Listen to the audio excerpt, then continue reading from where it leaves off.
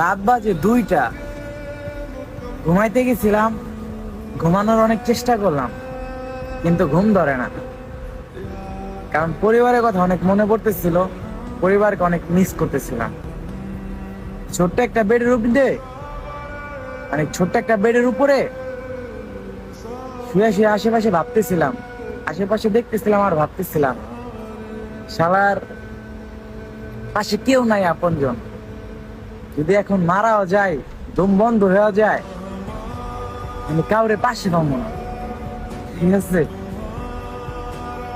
মারা গেলে যে দম বন্ধ হওয়ার সময় আপনজন আইসে এক গ্লাস পানি হাতে দিব, বা পানি খাওয়াই দিব, বা সান্ত্বনা দিব, কিচ্ছু না।